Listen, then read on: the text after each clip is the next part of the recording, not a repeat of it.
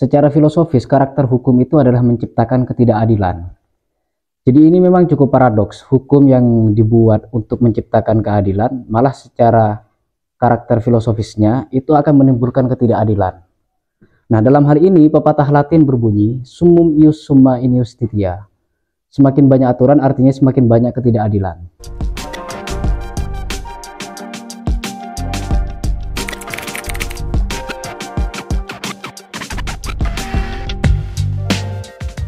Salam sejahtera untuk semua, jumpa lagi dengan channel Iman Nalar. Pada video kali ini saya akan mendiskusikan relasi antara hukum dengan keadilan. Sebagaimana jamaah diketahui bahwa Indonesia itu adalah negara hukum dan kita berbangga sebagai negara hukum, negara yang menjunjung tinggi kedaulatan hukum dan seterusnya. Tetapi jarang disadari bahwa secara filosofis karakter hukum itu adalah menciptakan ketidakadilan. Jadi ini memang cukup paradoks, hukum yang dibuat untuk menciptakan keadilan, malah secara karakter filosofisnya itu akan menimbulkan ketidakadilan. Nah, dalam hal ini pepatah Latin berbunyi, summum ius summa in justitia. Semakin banyak aturan artinya semakin banyak ketidakadilan. Pernyataan ya, peribahasa itu singkat padat, tetapi di dalamnya ada banyak misteri tentang kenapa hukum itu malah menimbulkan ketidakadilan. Nah, dalam hal ini saya akan menelaahnya dari dua poin. Poin pertama, setiap hukum itu pasti berangkat dari kasus tertentu.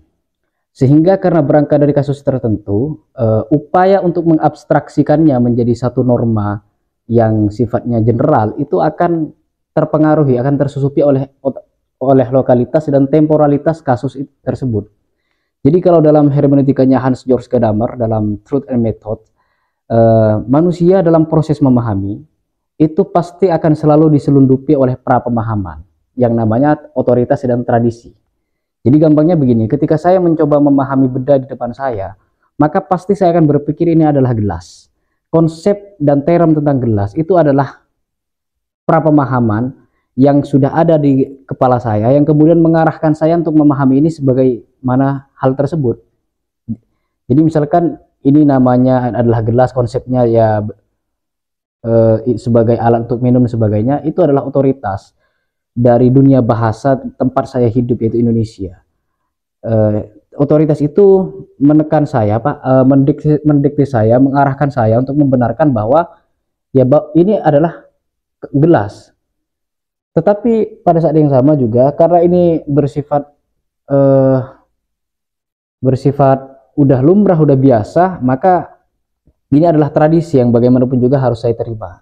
Nah, demikian juga dalam proses memahami apapun, termasuk dalam memproduksi hukum, selalu ada yang namanya pra-pemahaman di balik orang-orang yang memproduksi hukum itu sendiri.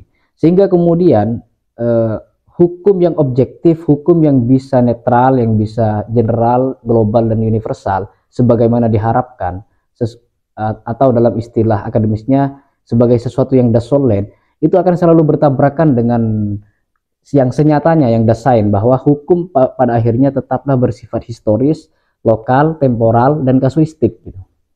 Maka karena sifatnya yang sangat terbatas dalam ruang tertentu dan waktu tertentu, maka pada akhirnya hukum itu akan menjadi suatu norma yang mensubordinasi dan mengeliminasi hal-hal lain, kasus-kasus lain yang tidak terabstraksikan menjadi hukum itu sendiri. Jadi misalkan kayak dalam hukum Islam, karena bertolak dari kasus keagamaan, maka kemudian semuanya harus tunduk pada agama, sekalipun itu nyawa. Makanya dalam hukum Islam, misalkan dalam kitab Al-Fiqhul Islami, orang murtad harus dihukum mati. Tapi sebaliknya di lingkungan barat, orang pindah agama ya silakan saja karena itu HAM. Nah, dua-duanya tidak bisa dibenarkan dan dua-duanya sama-sama benar dan sama-sama salah. Tetapi poin saya adalah bahwa keduanya berangkat dari kasus yang berbeda, sehingga kemudian universalitas yang dibawa itu terselundupi oleh temporalitas dan lokalitas masing-masing. Nah, karena itulah karena dia berangkat dari kasus tertentu, maka hukum tidak akan pernah bisa merangkul semua pihak. Selalu ada yang tersubordinasikan, terkorbankan, dan tereliminasi gitu. Nah, itu poin pertama. Poin kedua, kodrat dasar manusia itu adalah kebebasan dan mencintai kebebasan, butuh kebebasan. Sebab dengan itulah manusia itu bisa menjadi dirinya sendiri, berdikari, mandiri, dan seterusnya. Nah, hukum sendiri karakternya adalah represif, menekan, atau minimal persuasif, mempengaruhi. Tetapi secara umum hukum itu sifatnya bukan hanya mempersuasi atau mempengaruhi, tapi memang menekan. Jadi ketika hukum itu sudah diputuskan, maka pilihan orang adalah menaati. Kalau tidak bisa menaati, hanya ada dua pilihan, dispensasi jika orang itu tidak mampu. Tetapi pilihan yang ketiga, ini pilihan yang paling sering terjadi, yaitu sanksi. Jadi hukum bagaimanapun juga dibuat untuk ditaati, gak ditaati maka akibatnya sanksi. Maka dari itu hukum menjadi ranah eksternal yang kemudian menghegemoni dan mendominasi manusia, sehingga dengan sendirinya kebebasan sebagai kodrat asali diri manusia itu terpangkas demi hukum itu sendiri. Jadi dari dua poin itu bisa ditarik kesimpulan bahwa secara filosofis hukum itu menciptakan ketidakadilan karena ia berangkat dari kasus yang sifatnya singular, individual, tertentu, tapi kemudian dipaksakan menjadi norma universal yang harus mencakup semuanya. Yang kedua, hukum itu akan memangkas kebebasan manusia sebagai kodrat yang tak bisa ditawar-tawar lagi. Apalagi kalau dalam konteks politik, hukum itu sendiri kan tidak bisa dilepaskan dari lembaga yang kalau kata Max Weber itu lembaga yang sifatnya sudah berbasis rasionalitas. Jadi kan tindakan manusia itu kata Max Weber ada tindakan rasional, ada tindakan tradisional, efektif, dan tindakan berbasis nilai.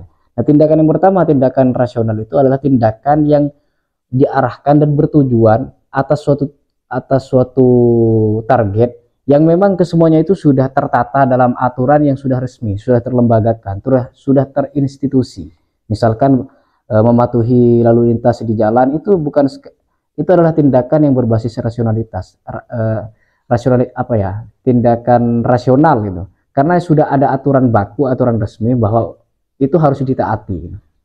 Nah, dalam konteks bernegara, negara sendiri kata Jürgen Habermas itu sebenarnya adalah gabungan antara politik dan ekonomi, atau saya menyebutnya penguasa dan pengusaha.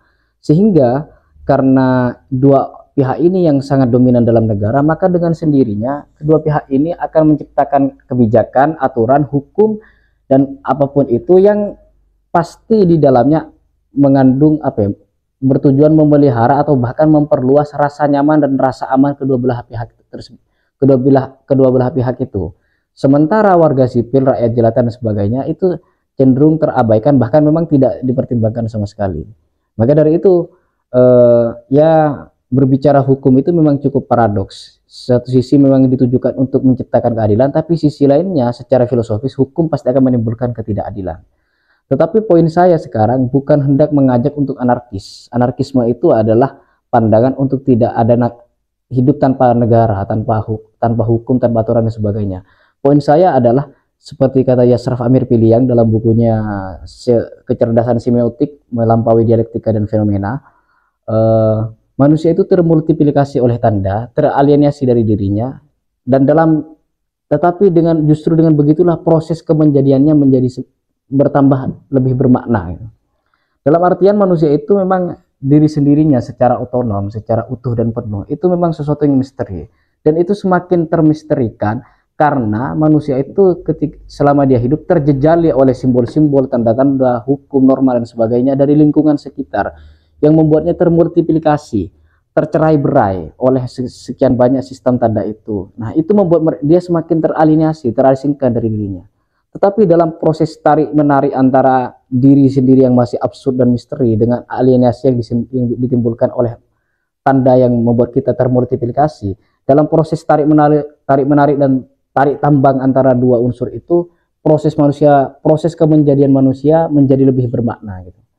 Nah, kira-kira begitu apa yang dapat saya sampaikan terkait tema mengapa hukum itu, negara hukum pasti menimbulkan ketidakadilan.